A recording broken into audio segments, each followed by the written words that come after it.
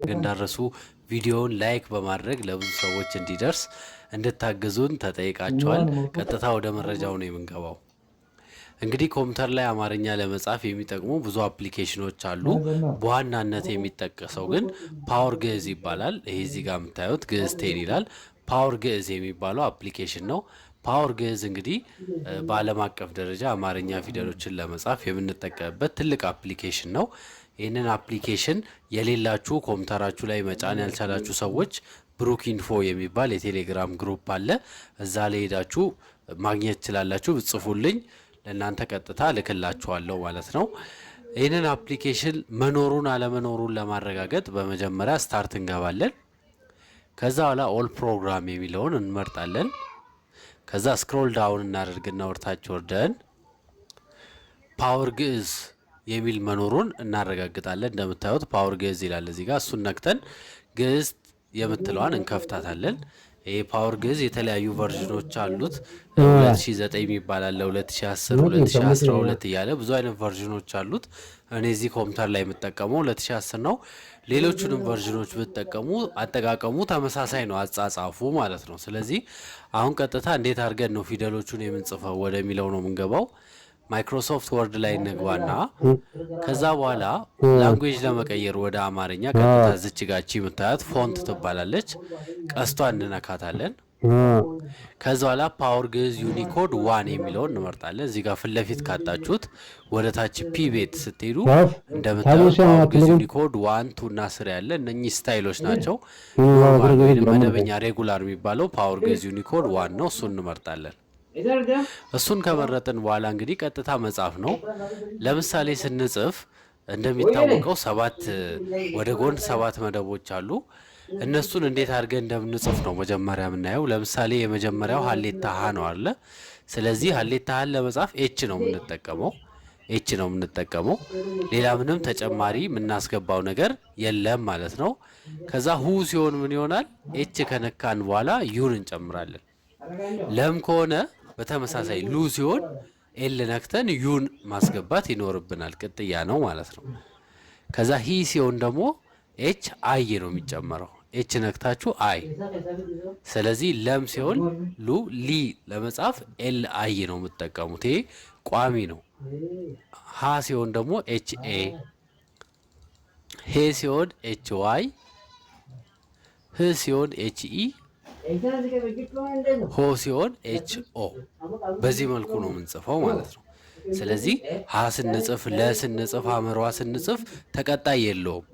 ለምሳሌ ሀሌታ ሀ ሲሆን ኤች ብቻ ነው የምንነካው። ለ ሲሆን ኤል ብቻ ነው። ሀመሯ ሲሆን ደግሞ ሺፍት ኤች ይሆናል ማለት ነው። በዚህ መልኩ ነው የምንሄደው። ለምሳሌ ሁለተኛው ለ ነው፣ ኤል ብቻ ነው የምንነካው። ሉ ሲሆን ኤል ዩ እንላለን። ሊ ሲሆን ኤል አይ እንላለን። ላ ሲሆን ኤል ኤ እንላለን። ሌ ሲሆን ኤል ዋይ እንላለን። ል ሲሆን ኤል ኢ እንልና ሎ ሲሆን ኤል ኦ እንላለን።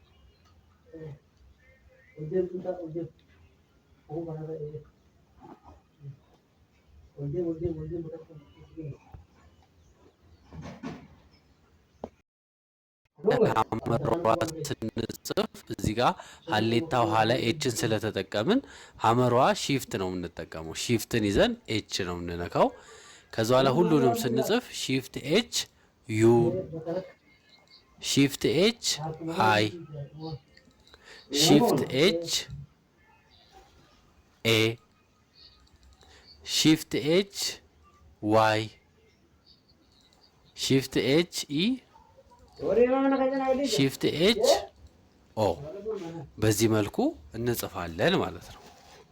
መም ሲሆን በተመሳሳይ መ ኤም ነች። ሙ ሲሆን ኤም ዩ ሺፍት አንጠቀምም ላይ። ሚ ሲሆን ኤም አይ ነው። ማ ሲሆን ኤም ኤ ነው። ሜ ሲሆን ኤም ዋይ ነው። ም ሲሆን ኤም ኢ ነው። ሞ ሲሆን ኤም ኦ ነው። በዚህ መልኩ ቅጥያዎቹ ተመሳሳይ ናቸው ማለት ነው። ሲቀጥል ኤስ ነው የምናየው፣ ወይንም ደግሞ ሰ የሚባለው ንጉሱ ሰ እንዴት አድርገን እንጽፋለን ነው። ንጉሱን ሰ ለመጻፍ ሺፍት ይዘን ኤስ ነው የምንነካው። ሺፍት ይዘን ኤስ ነው የምንነካው። ከዛ በኋላ እንደዛው ይቀጥላል ማለት ነው። ሺፍት ኤስ ዩ ሺፍት ኤስ አይ። እዚህ ጋር ሺፍት ስንጠቀም ረጅም ሰዓት መጫን የለብንም። ሺፍት ኤስ አይ ሺፍት ኤስ ኤ ሺፍት ኤስ ዋይ ሺፍት ኤስ ኢ ሺፍት ኤስ ኦ በዚህ መልኩ እንጽፋለን ማለት ነው። ቀጣዩ ረ ነው። ረ ለመጻፍ በተመሳሳይ አር ነው የምንነካው። ከዛ በኋላ አር ዩ አር አይ አር ኤ አር ኤ አር ዋይ አር ኢ አር ኦ እያለ ይሄዳል ማለት ነው። ሰባቱን መደቦች በዚህ መልኩ እንጽፋለን። ሩ ሲሆን አር ዩ ነው። ከዛ ሪ ሲሆን አር አይ ነው። ራ ሲሆን አር ኤ ነው። ሬ ሲሆን አር ዋይ ነው። ር ሲሆን አር ኢ ነው። ሮ ሲሆን ደግሞ አር ኦ ይሆናል ማለት ነው። በዚህ መልኩ ረቤቶችን እንጽፋለን። ቀጣይ ሁለተኛውን ሰ ደግሞ መጻፍ ስንፈልግ ኖርማል ኤስ ነው የምንነካው። እዚህ ጋር ንጉሱ ሰን ስንጠቀም ሺፍት ኤስ ነበረ። ይሄኛው ሰ ግን ኖርማል ኤስ ነው። ሺፍትም ማንኛውንም ነገር አንነካም ማለት ነው። ከዛ ኤስ ዩ ኤስ አይ ኤስ ኤ ኤስ ዋይ ኤስ ኢ ኤስ ኦ በዚህ መልኩ እንጽፋለን ማለት ነው። ቀጣይ የምንጽፈው ሸ ነው። ካፕስ ሎክ እናበራና ኤስ ነው እንነካው። ከዛ በኋላ ካፕስ ሎክ እንደበራ ኤስ ዩ ኤስ አይ ኤስ ኤ ኤስ ዋይ ኤስ ኢ ከዛ በኋላ ኤስ ኦ ካፕስ ሎክን አብርተን ሸን መጻፍ እንችላለን ማለት ነው።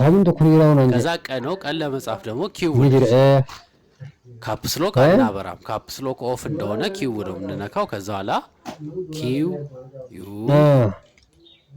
ኪው አይ ኪው ዋይ ኪው ኢ ኪው ኦ በዚህ መልኩ ቀቤቶችን መጻፍ እንችላለን ማለት ነው። ስለዚህ ሁልጊዜ እነኚህ ከላይ የምንጨምራቸው ቅጥያ ነገሮች ተመሳሳይ ናቸው ማለት ነው። እሱም በመጠቀም በቀላሉ መጻፍ እንችላለን። ቀጣዩ በ ነው። በን ለመጻፍ ደግሞ ቢ ነው።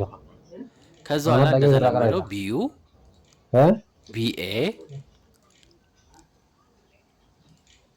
ቢአይ ቢኤ ቢዋይ ቢኢ ከዛ በኋላ ቢኦ በዚህ መልኩ በቤቶችን መጻፍ እንችላለን ማለት ነው። ከዛ ተኖተ ደግሞ ቲ ነች። ከዛ በኋላ ቲዩ ቲአይ ቲኤ ቲዋይ ቲኢ ቲኦ በዚህ መልኩ ተቤቶችን እንጽፋለን። ቀጣዩ ቸ ለመጻፍ ደግሞ ሲ ነች። ሲ ነው የምንነካው። ከዛ በኋላ እንደተለመደው ሲዩ ሲአይ ሲኤ ሲዋይ ሲኢ ሲኦ እያልን እንጽፋለን ማለት ነው። ከዛ ቀጣዩ ሶስተኛው ሀ አለ። ሀሌታ ውሃ ጽፈናል። ሀመር ውሃ ጽፈናል። ሶስተኛውን ሀ ደግሞ ለመጻፍ ካፕስ ሎክ አብርተን ኤች ነው የምንነካው። ካፕስ ሎክ ካበራን በኋላ ኤች እንነካለን። ከዛ ካፕስ ሎክ እንደበራ እንቀጥላለን ማለት ነው። ኤች ዩ ኤች አይ ኤች ኤ